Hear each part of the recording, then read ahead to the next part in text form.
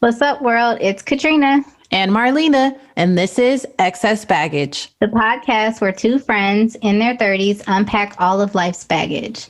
This episode, we will be unpacking our Rona Woes. Okay, let's start the show. Woo!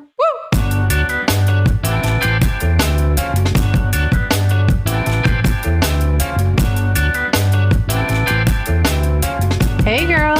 Hey. How are you? How's it going?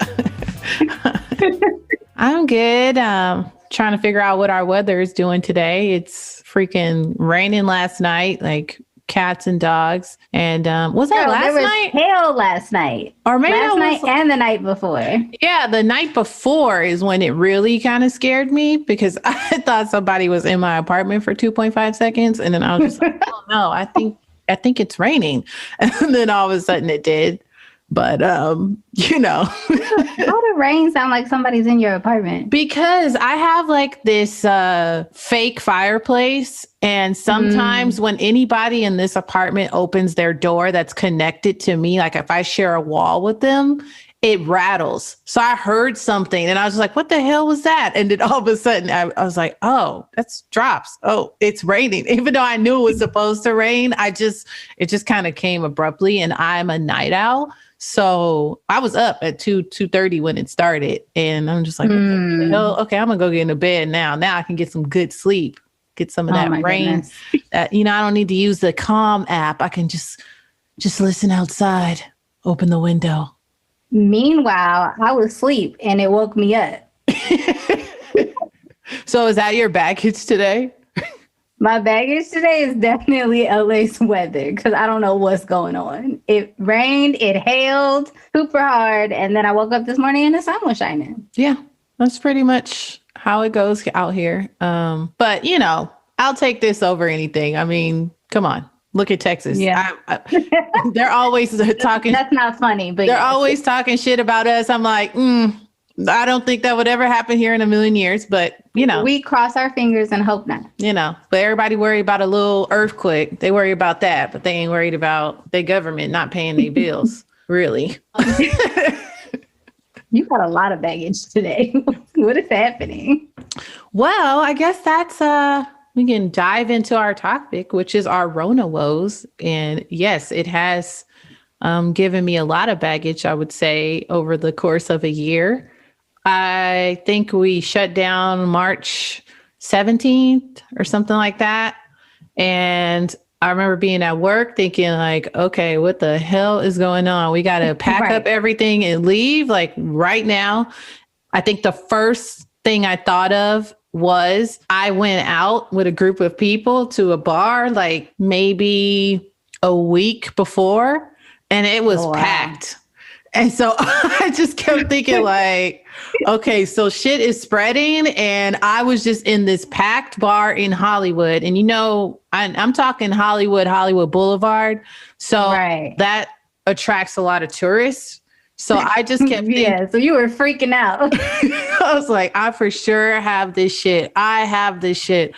And turns out I didn't have it. And my birthday is in March. So March 31st, I had a whole party planned and I had to tell everybody like, oh, well, bars are closed. And just like my close, like people that are like, I'm really close with, they came to my house and I was shocked that they came because I was just like, everyone was in panic, but I think it was good. It was like a good send off of like, yeah, I'm probably not going to see you in a while. So they came over, everyone was masked up and we just kind of sat in a semicircle just away from each other. One of my friends, I won't put him on blast, but he had on like a real life, like everything. Like he was completely like covered off into the corner. Like, oh wow. Everybody like in the kitchen area while everyone was in the living room. He was like, because it was serious.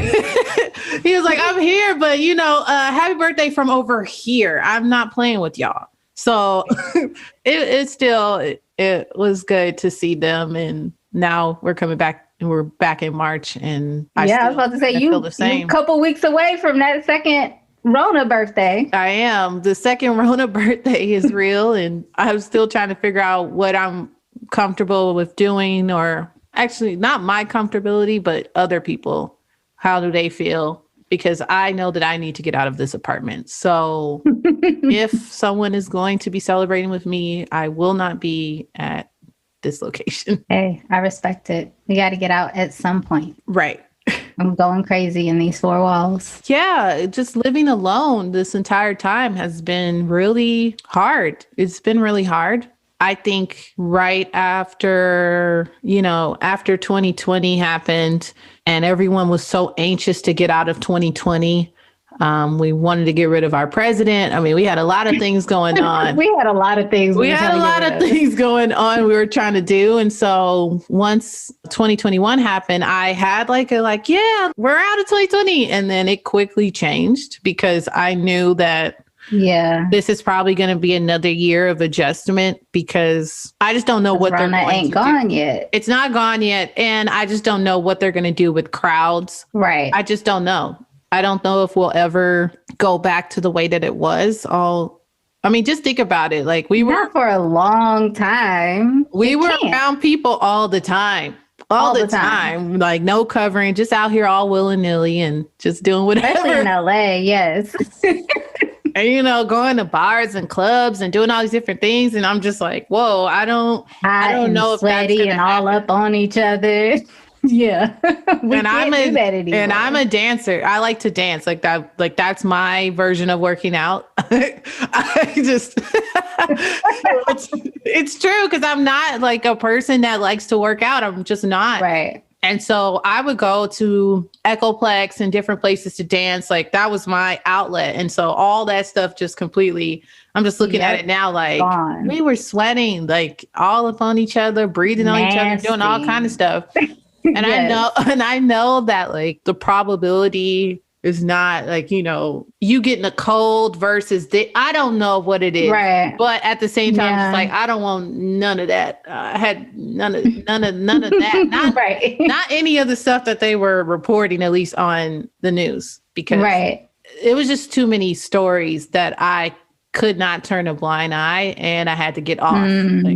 Yeah, I stopped watching the news because they either focus on things that don't apply to anybody or they focus on all the worst things and all the news coverage about Corona. And it was just too much. Like I couldn't watch it. I felt like I was getting more anxious and depressed just watching the news all the time. So I stopped to the point where like if I go to my parents' house and they're watching the news, I'm like, hey guys, can we watch something else? Because I don't really want let's watch a movie. And we don't even be watching it half the time, but I don't even want to hear it because it's too much. Yeah. What is it with parents and watching the news?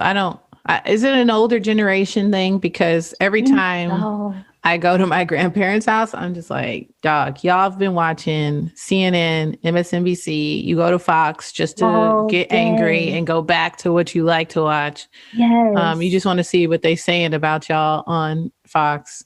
What? Like, but what gets me though is it's not even that they are watching it, but like every news channel is reporting the same thing and nothing's changed. So you don't have to watch like the 2 o'clock, the 4 o'clock and the 6 o'clock. Like you're just going to watch it all day. It's the same story. It's an all day thing. And my grandmother has it on, the split screen, like where you can watch 4 channels at the same time. So she's like, okay. And I'm like, how are you even be able to pay attention to what each person is saying? That would confuse me altogether. Cause it's just too much. So that is a lot. I had to stop with the news. I'm really not a news watcher. I listen to NPR and I listen to like before I go to bed for some reason. It's kind of soothing, which it isn't. I listen to Pod Save America because I always think that like those guys, I just like the way that they talk. Like they're just 3 white guys, very smart white guys. I mean, they worked for Obama. They, speech writers for Obama and a host of other accolades. But they just seem to me that they know what they're talking about. But then it's also like just the swiftness of how they just like talk shit. They're like, how can you do that? It's just something about the way that they talk that I like listening to them. So I'll listen to the news just to get little excerpts here and there. And then I I can't run away from it really, because online, on Facebook or in anything, everywhere. ABC, like they'll post something, and then I'm on Instagram and you see all these videos. It's Right. everywhere, whether you want it or not, unless you just cut it out altogether, which I know you took a break from social media. I think I'm still on break from social media. I said that to nobody, but I ain't really been on there like that. Yeah. I mean, but that's good though. I think it's good. It's healthy, especially during this time, because Yeah. the pandemic, people are online real hard. Like it's Oh it's my real hard. gosh, People yes. have extra time. So there's all kinds of videos. I guess I'm just on there for the memes, really. I'm on there for the good laughs. I'm here for a good time. I'm not trying to Right. I'm not trying to start no beef. I'm not trying to do anything. I'm just here for a good time. That's all I use social media for. I don't use it, I'll use it to promote this podcast and things. But other than that, I'm here for a good time. That's it. That's all I care about. I don't have more time. I have less time. I've been working more in the middle of Corona than I have ever worked. So I don't have as much time to be on social media. And I'm really on social media for business promotion. My business is on there. I get clients from there, all of that. So I stay on there semi-presently so that my business can stay present, because that is necessary in today's day and age. But other than that, y'all could miss me with the social media. I'm good. How has that been, like working as a therapist? Have you noticed any trends with your clients? I mean, I would assume absolutely. Anxiety, of course. Through the roof. Oh gosh, yes. Anxiety is out of control.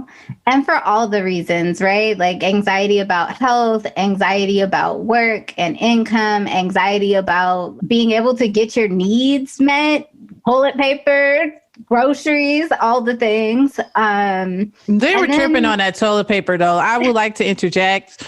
Okay, you selfish people. What are you doing? I never went into a grocery store and saw zero toilet paper. No toilet paper. No toilet paper. I was so shocked that this Girl, they were rationing the toilet paper at the grocery store. They said one per person or whatever. One per and I'm just household, like, yeah. what? Yes. That was So really people insane. were really stressed about that for good reason, because that is a basic necessity these days. We're not out here wiping our ass with trees. So we need, People were buying, no, but I had a friend of mine bought a bidet. He was like, the bidet was the best purchase that I made during the pandemic, because I was like, wow. Goodbye to toilet paper forever. I don't need toilet paper. And I was just like, you live in an apartment, you using a bidet? I don't know. I maybe bidets are non-expensive. I don't know. I haven't looked into it, but I'm just like, I thought that's what it sounds fancy. So. It sounds a little fancy to me, but I mean, do you, boo? I mean, whatever works. But does that eliminate toilet paper? I would say no, because I don't think so either. I still want to be like, can you still wipe your ass? But somebody said that, like, who was it? I was talking to someone, they were talking about that. They were like, oh, well, yeah, I just used that. And they just used wipes. That's what they told me. They just used wipes and they didn't use toilet paper. And I was just like, how? So you just leave yourself just like a little damp? Like you just stay damp. And they're like, yeah, but it's not that bad. I mean, it's not that bad. And I was just like, I don't know. I need both. I don't understand the wipes over. No, you don't say no. I need both. I would prefer both, because I don't want to be damp. I mean, that's how stuff starts happening down there that you don't want happening. But I can kind of understand the wipes, because at least you're like actually wiping something. Like you're getting rid of things. True. You're not just like rinsing. I don't know how we got here. Anyway, back to mental health and you working as a therapist. But yes, people's anxiety is really high. I think there were a lot of waves though. Like now that we're at the year mark, I'm realizing there were definitely waves. There were moments where people were like, okay, I think I got the hang of this. I think I'm good. We're moving. And then it was like, oh, No, I don't. This is isolating and depressing, and I miss my friends and my family. And then, especially being in LA, it was really bad because we kept opening up and then closing again, which I think was making it a lot worse for people.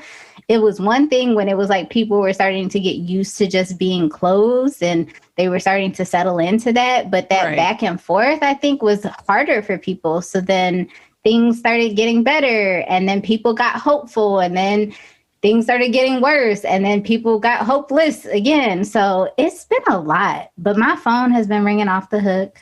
I mean, let's be honest, I'm grateful. Somebody got to pay their You bills. got to get the coin. But right. But at the same time, it has been a lot. Yeah, it has been a lot. I just feel like I was one of those people. Starting out, I was really good. I was good because I grew up, I have siblings, but they're half siblings. And I grew up with my grandparents. So I kind of was an only child. So I have spent a lot of time alone and entertaining myself. So I was okay for a majority of it until, like I said, like as soon as we got out of 2020, it's just something shift. I was just like, oh man, like we're going to be here for another year. I just started thinking about all the plans that I had. You know, in April, I was supposed to, last April, our mutual friend, Sam Samaria, she was getting married. And so I was supposed to be in Portugal for her wedding. I was in the wedding. And then I was going to make a trip of it. So I was like, oh, I'm going to go to Portugal. And then I'm going to go. I forgot about that. I'm going to go to Spain. And then after Spain, then I'm going to end in Paris. And I had this nice, like, I had everything that I wanted for that trip in line. And then everything just was done for that. And then September, I was supposed to be in another wedding for a friend of mine. And so she went on and got married, but she still is in the thick of it right now, having to replan again. And, you know, they keep pushing back the date. And so I just was thinking about all the plans and things that I had that I was going to do, and how now it's just like, even this year, it's not looking really up. Not I know they say promising. They say like, oh, we're going to start opening up and all these things. But you're right. Like when they were going back and forth, it was a little weird. It was a little weird. And people were getting mad at the governor. Like, what are you doing? They're still mad. They're actually trying to recall him. They're really mad at him because I saw that. Restaurant industry and just having like all these people losing their businesses and things like that. But I really can't just like point the blame at him. I think this entire situation was fucked from the beginning, to be honest. Absolutely. Because we had our federal government, I felt, did not have a plan. Everything was just kind of, 45 really didn't know what he was doing. And it was evident every time they would come on TV and say anything, you're like, nah. And then he just kind of said, well, just leave it up to the states. They'll just do whatever. And to me, that never goes well. No, that was a mistake. And then all of our counties are doing different things too. So it's not like we can't get the whole country on the same page. We can't even get a whole state on the same page. Like OC was out here wilding, just doing whatever they wanted to do. Yes. And they were way too close to us. So that just made it a lot harder for us. I know I had to go to the OC for work. I had to pick up something, and I went to the mall out there at South Coast Plaza. And I mean, everyone had on their mask, obviously, because it's indoors. Right. But when I tell you that mall was packed, yes, I mean packed, I was really confused. I was just like, is there a pandemic going on or no? Because like the OC didn't believe so. They really didn't believe it. And when I went in there, I had to pick up something. I told the girl, I was like, hey, I already paid everything. I'm just picking up. I'm in and out. But these people are like, there was a 2-hour wait to get into one store. They're just like, oh, we'll come back. We'll just keep browsing around. I was like, 2 hours? You coming back for 2 hours? Not me. No. So yeah, they were on a whole nother level over there. But yeah, I just felt just a shift happened just when we got into this and totally started feeling depressed. And even now, like I feel good right today. But the last couple of weeks, I've been in bed most of the time and not taking care of myself the way that I normally do. Just staying in my pajamas really and just working from my phone because everything I do is just, Zooms or or emails or, stuff for my boss. So during that time, I was just like, I just can't do it. Sit in here in the dark. At least I was still eating and stuff, but I just wasn't taking care of myself the way that I know that I should have been and getting sunlight and just being, they call me M Lively. Actually, a friend of mine named me that, Allie. She named me that. Lively. She's like, you're just always so happy. You're just so lively. She always used to say that to me all the time. And that's where M Lively kind of was born. And I just have not been feeling that way. And it's weird because it's March too. And usually I'm on another level in March because, Aries season is upon us. You know what I'm saying? Shout out to all the Aries out there. We rule the world. But I'm usually super pumped, but I've been in a funk and not feeling good at all. And I actually tweeted about it. I haven't used Twitter in quite some time, but I tweeted that I just was not feeling it, just not feeling it, even though I didn't think anybody would see it. And because I haven't used Twitter in forever. And so, but like a few of my friends reached out and that meant a lot to me that like, they were like, wait, whoa, what you mean? Right. Like, what's going on with you? And I'm like, it's just one of those things. Like, I don't think I'm going to stay there, but I've definitely been saying like, oh, maybe I should take St. John's wort. It's like a mood balancer, that has helped me in the past whenever I felt kind of like down, because I'm not really into going, I don't really, unless you need to be prescribed like something for real, like I try to stay away from that because I already have, I'm always taking, I suffer from migraine. So I'm always taking something and I'm just like, I don't want nothing else. I don't want to take anything else unless it's like absolutely necessary.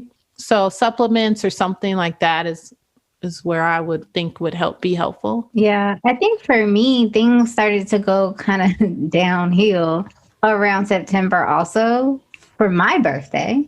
I had plans, outside beach plans, and everybody was on fire in California. So on top of I do remember that. Everybody was on fire. And I was like, I'm going to go to the beach and it's just going to be me and a couple friends and we can socially distance at the beach. But I just want to be naked on somebody's beach somewhere. And Santa Barbara was on fire. In the nude. Bucket naked. I think Malibu or wherever over that way was on fire. San Diego was on fire. Like everybody was on fire. And then I was just like, okay, so we're not going to the beach. We're not going to do anything. And that was during the time when it had gotten so bad. We were getting like ash and everything in England. Oh yeah, definitely. Over here at my apartment, I was like, I need to leave the valley because it just was smelling so bad. Like it felt like the fire was by me, like in my apartment. I was like, it was next door. Like, why do I smell this so close? Because everything was like the air was just pushing it down to us. And my grandmother said because she's in Inglewood and she was just like, she kind of smelled and she saw ash or whatever. She's like, what is going on over the hill? I'm like, yeah, girls on fire. There was about a week where there was ash on my car every day that I went outside, like more and more. It was that bad. And then of course, winter weather doesn't help. Although in LA, we don't get a ton of winter weather. It's still like there's less sun. The days are shorter.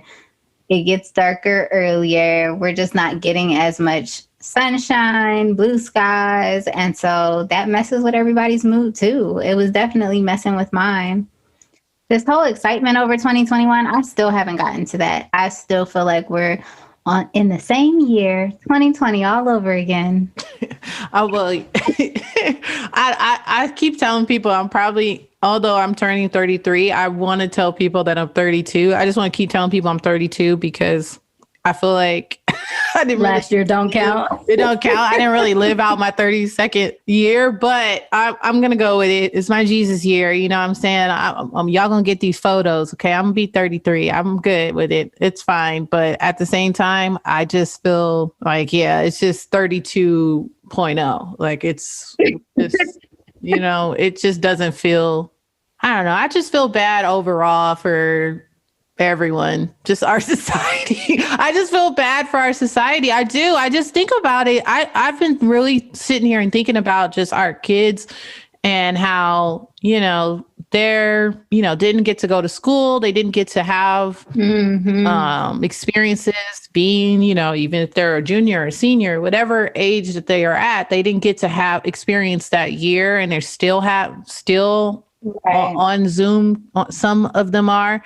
And yeah, it just sucks. It just sucks. And I think somebody, I don't know, maybe we should start a side hustle, but I really been thinking about it. I was just like, maybe we should start a side hustle and just be promoting just like, hey, you know, Rona year, you missed your prom.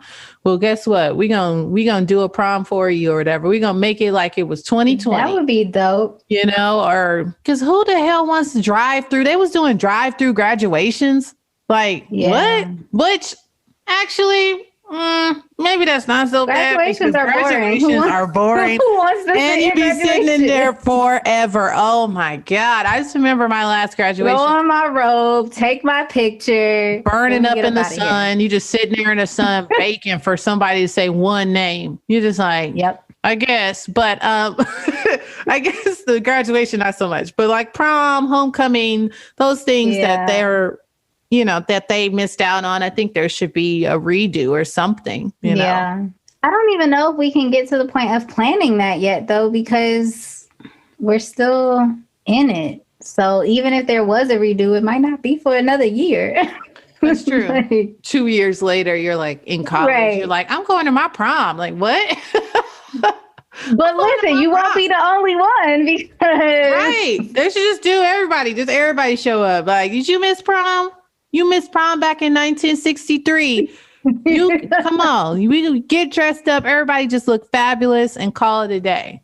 I think it's going to be a trend. It's going to be a trend. It should be. Yeah. It's just, I don't know. I just want things to go back. And I know they're not going to go back to the way that they were, but I'm just really missing normalcy. And I think everyone is, you know, even if you're a homebody, this is way over the top homebody. Absolutely. Because I'm a homebody and I'm sick of it. I work from home and I've been working from home since before the pandemic, but like I would go to coffee shops and work or go to like a little, I don't know, like a little food place and eat and work and do all of that. And I would go outside and be around people and I would meet up with people, but I like being at home. I'm definitely a homebody, but I don't want to be at home 24/7. I mean, I miss restaurants, and I know that they were doing that outdoor thing, but here's the thing. I'm not paying top dollar and we sitting on a curb or we in the parking lot. Like I went to Mastro's in Newport Beach because I was just like, okay, like that was one of the times I went to a restaurant and sat outside. I went like two times last year. Yeah. But one of the times was there. I was like, oh, I'm going to do it up. You know, F it. I'm just going to go. They're open. So I went and it just was not, we were in a parking lot. Like I just couldn't get over the fact that like, this ambiance is not it. It just wasn't it. And that, you know, that place is hella expensive too. I was like, no, not for me. Yeah.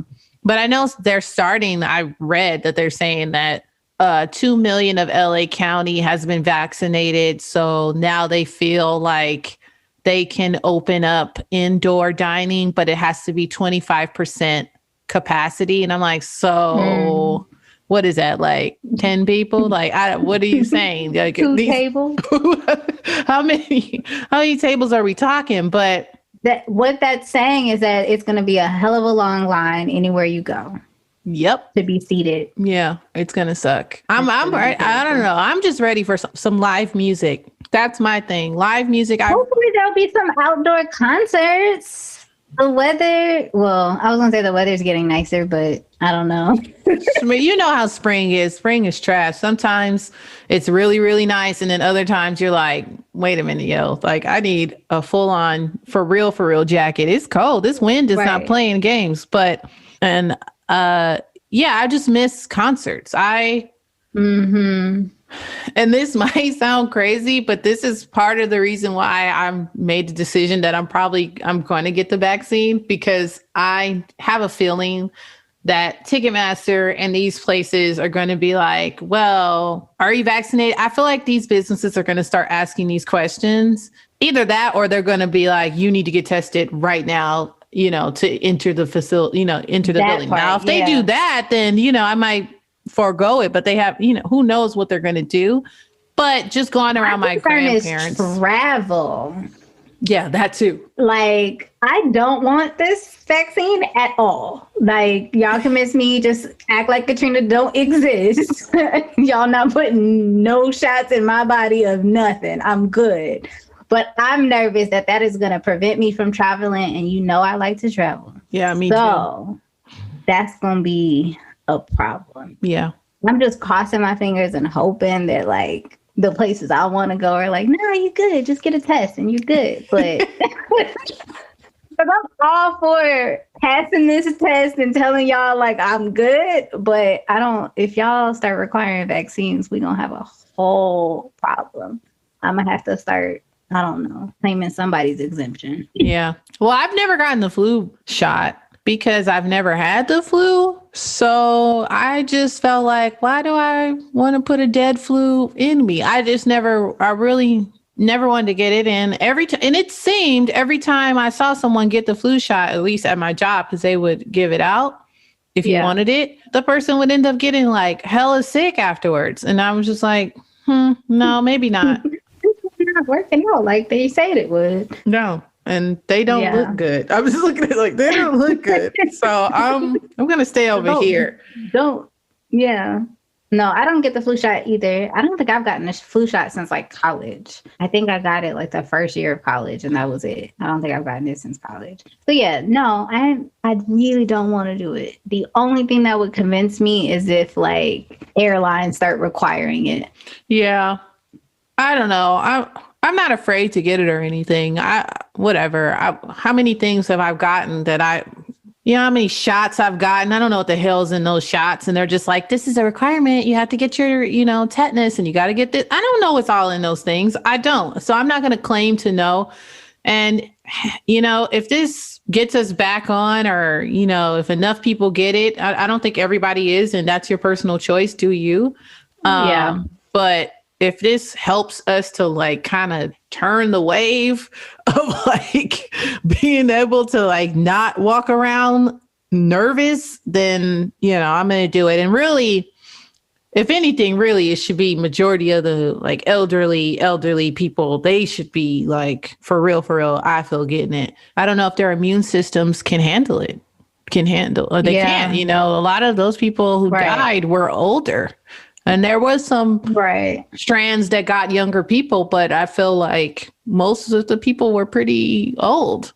So I feel like they should be first ones, and the healthcare workers, So I'm waiting my turn, even though I've heard a lot of people who were like, I just showed up and they had it like extras. Oh yeah, there's a lot of that going on. And let me tell you, these people, they coming into the community, girl. They coming into the Black community. White people are coming over here so they can get the vaccine. They're like, where is it? That's terrible. They're like, what? We're there. They're like showing up. They're showing up. That is privilege at its finest. Yeah. And my cousin who got it, he's young, he's like 25 years old. He got it. And he was just like, I was in the standby line and it was nothing but white people. He was like, it was all white people. And then he said that because it was supposed to be for the community, the lady who was taking people like from the standby line, like only picked Black people. She's like, you, and you. Good. And then she was like, she was like, well, yeah, we're out of them. So try again tomorrow. And that's what she did. And I was just like, that's cold blooded, but I mean, I get it. Get it too. I mean, you don't know if these white people lived in the neighborhood. You so, don't know, whatever. but I mean, at the same time, like, let's be real. You are in this neighborhood where predominantly it's not you, and you are coming here for this vaccine. That is terrible. gentrification. Listen, they want everything. Don't even get me started on that. That's a whole episode in and of itself.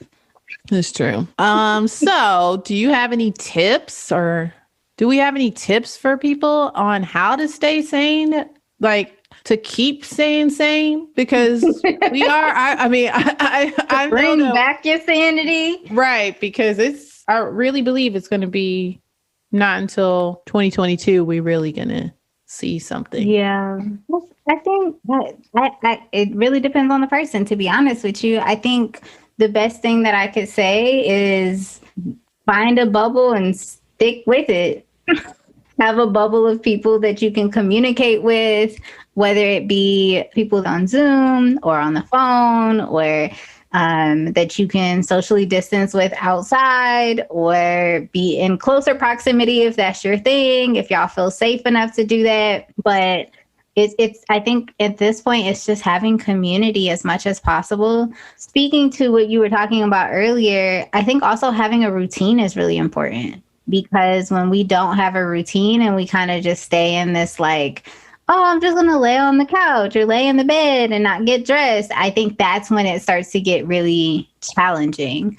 At least I know for me it does. And I've heard a lot of people say the same thing. So having a routine, getting yourself up and moving, try to get outside if you can, unless you're in some of these states that are covered in snow and ice. But try to get a little bit of sun. But I think that's it. I mean, we just have to do the best that we can, and find yourself a therapist if you're having a really hard time. Because if there's any time to be in therapy, this is it. It's true. This is it. It was hard for me. I have a therapist, and it was hard for me to get in contact with him because it was so booked. Like, he's booked and blessed. Okay. I'm just like, booked and busy, y'all. I'm like, okay, you got any cancellations? Like, what's going on? And he was just totally booked up. But then he started realizing that I was asking like more frequently, I think. Like, and then he's like, okay, I think Marlena really needs to talk to me. So he's like, oh, 9 a.m. I know it's early, but can you do it? I'm like, I'll roll out of bed. I'll do it. Hey, listen, we work it out. Right. Yeah.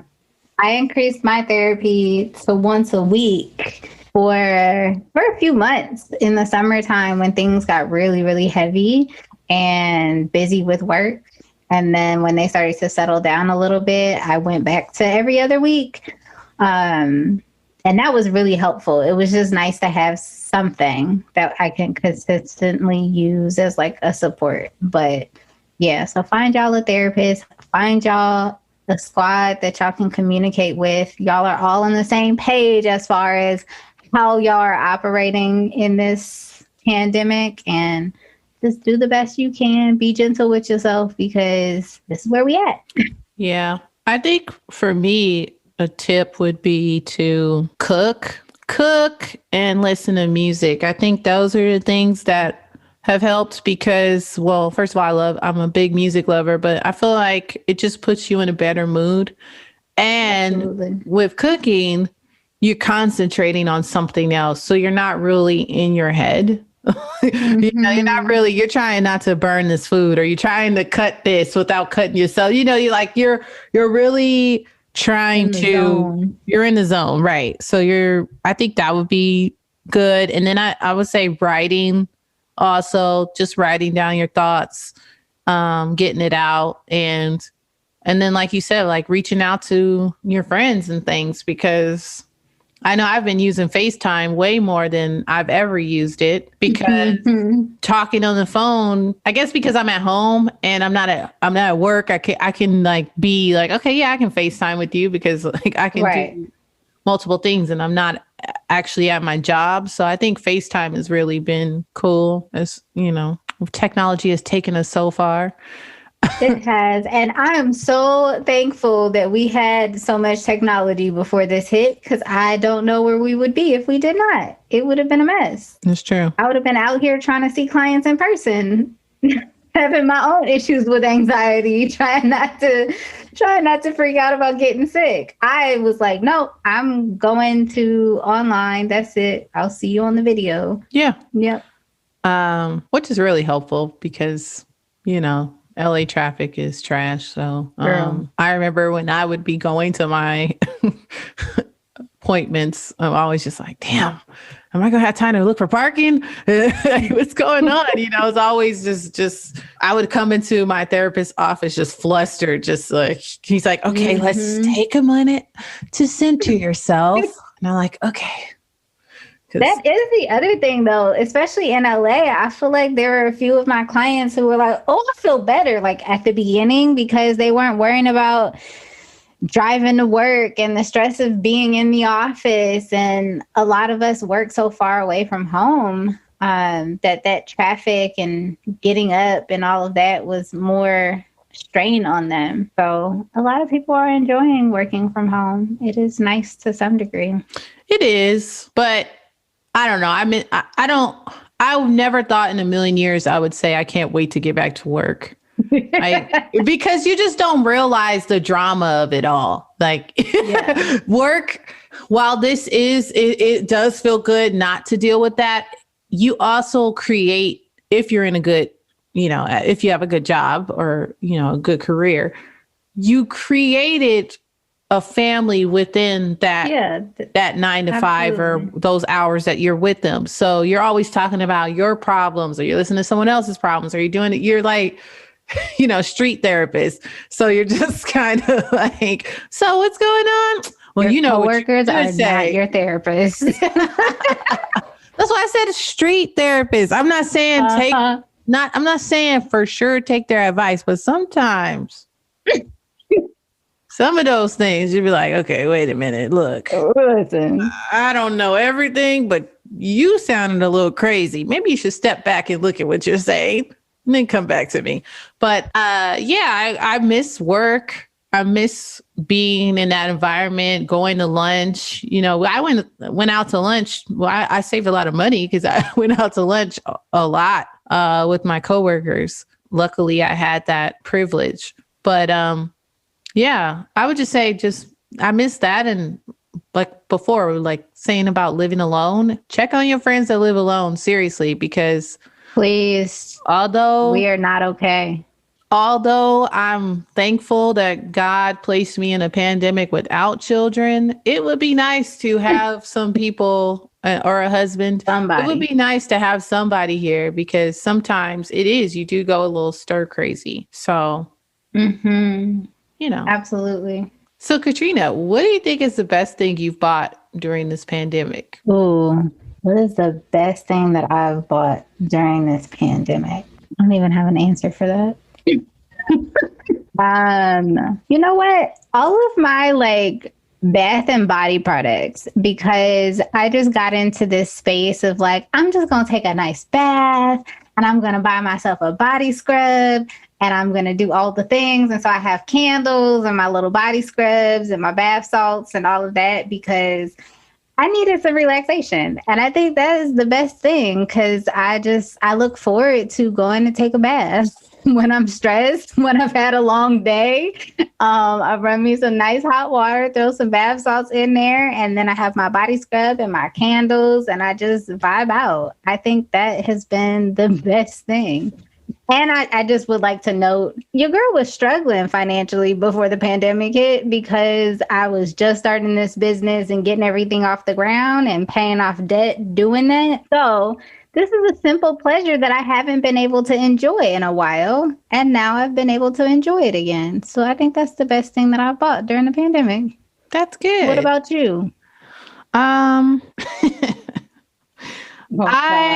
So I would say, and I don't know who's going to be listening to this, but sorry, Mom, but I would say that buying trees, has been my like biggest marijuana. Yes, marijuana. Let's be real about what you're saying.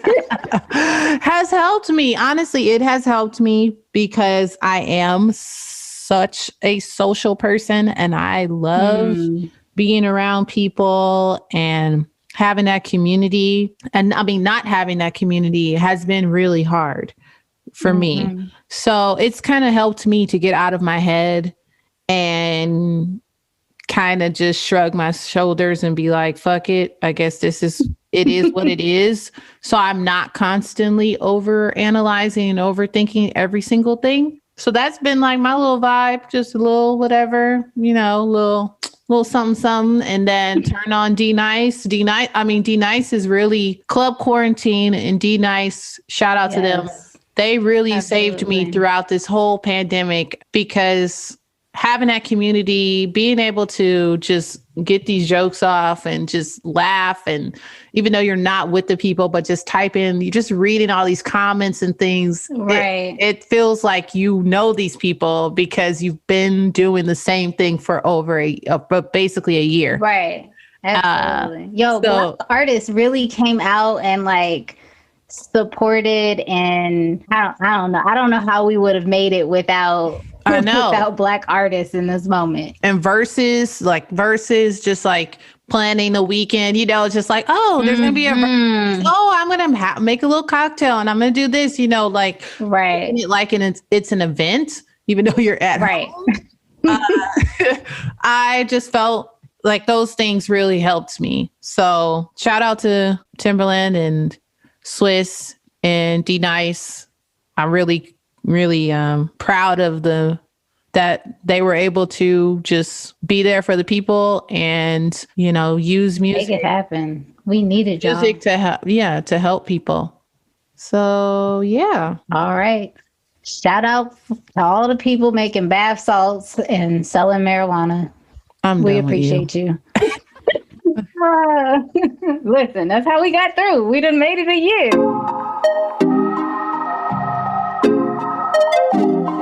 So this next segment is called Roses.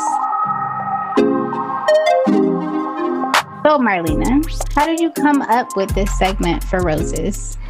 So Roses actually was born from a saying that Black people say all the time, like, you got to give them their roses while they're here. And I just noticed that that's a common saying, but I wasn't sure people were actually doing it, especially not that I've been to a lot of funerals, but, it'd be the main ones in the front cutting up like, Lord, take me now and stuff. And like, yeah. But was you really about them when they were here? I don't know. Like, did you tell them how you felt about them? And it also came from Ryan's Roses on Kiss FM, because I used to drive with ride with my grandmother in the morning, and we would always listen to how they would offer someone a dozen roses. Who do you want to send them to? And they almost never sent it to their significant other, or it was always like a side piece or something real crazy. And you're just like, whoa, like what's going on out here? This is super messy. So I know it's not the same. I wanted to put a positive spin on it, just pay homage, but it has something to do with that too. Just listening to just all the drama. And so I figured once, we get more episodes in, we can have people write in we can shout out who they want to give their roses to. I just think it's a good idea to pay homage to people while they're here if they've made an impact on your life. Absolutely. Okay. So Marlina, who are you giving your roses to today for our first roses segment? So our first roses segment, I would say that it's only natural that I would give it to my grandparents. They have supported me like no other. Shout out to them holding it down in the square since 86. I always say that because where they live, they were like one of the first families in there to purchase property. So I always feel like where they live is theirs. And they've been together for over 50 years. And it's just, which is low-key crazy in my book, but I celebrate Black love all the time. But I always just think about just like, damn, 50 years, like a long that's time. a long time. And I'm sure just as a person, you know, growing and becoming, I feel like, you know, every year, or maybe not every year, but at least every decade, you're not the same person that you were.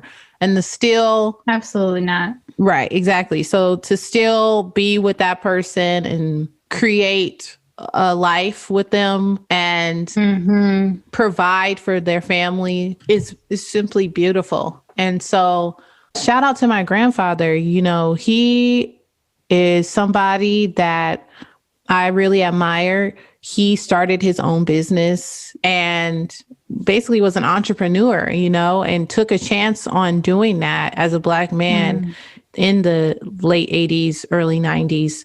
And for him to be able to buy 2 houses in his lifetime, make sure that his family is taken care of, you know, although, you know, we all struggle at times or whatever, my grandfather never really lost his wit or just the person that he is. I feel like he's just one of the nicest people you'll ever meet. Although my grandmother might say something different, but that's just married life. Right? It's just married life, and there's nothing you can do about that. You know, I'm not.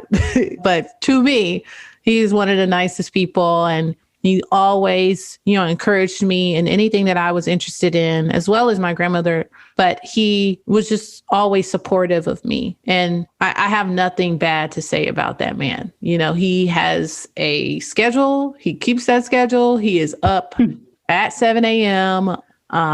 You know, he used to wake me up to go to school and everything on the dot. And he would sing like Usher, it's 7 o'clock on the dot. I'm in my job top. Like he, I'm sure you know, love like that. I love that because I was a big Usher fan at the time. But that's just an example, you know, just little things that he would do. And so I know that any man that comes to my life or I end up being with or married to is always going to be compared to him because he's just awesome. Shout out to grandfathers.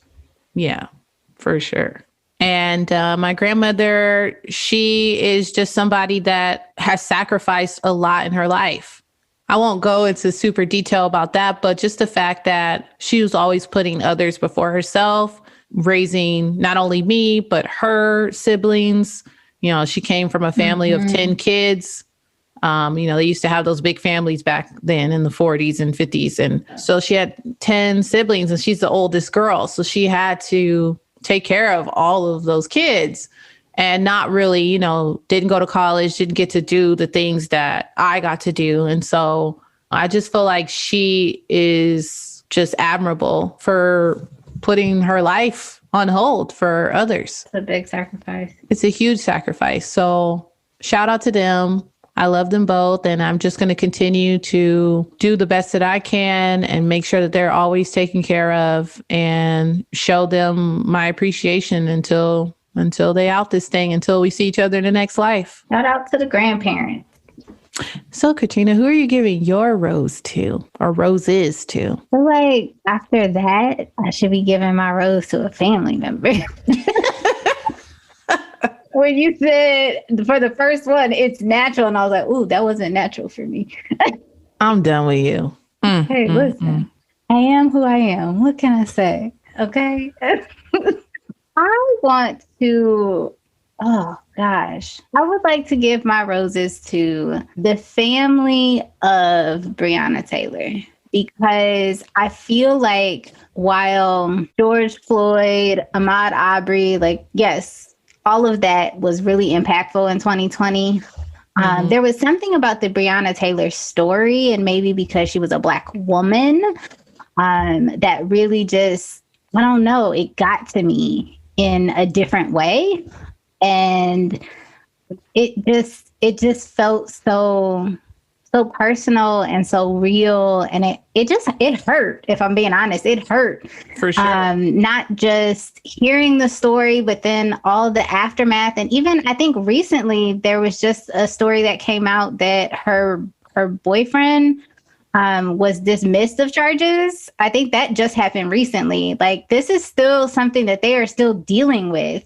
So my roses go out to Breonna Taylor's family, her people, who are really just having to deal with the nonsense of America's police system and all the things that come with that, and all of the trials and tribulations that we as Black folks continue to go through, but specifically for that family and all other families that are, having to deal with this firsthand. So I think that's where my roses go this first time.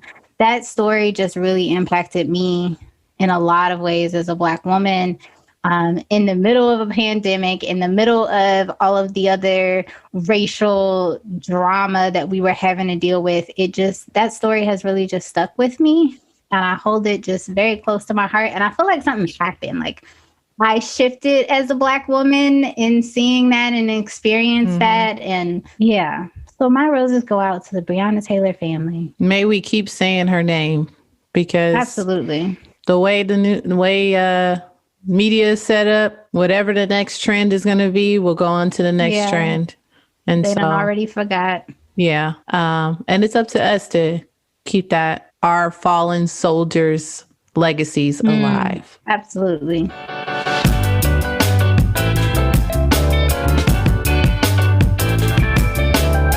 Well, that's another episode of Excess Baggage. Follow us on Instagram and Facebook at Excess Baggage Pod. That's Excess Baggage POD. Be sure to like, subscribe, and review on the podcast app and Spotify. And remember to pack light and keep it tight. For sure.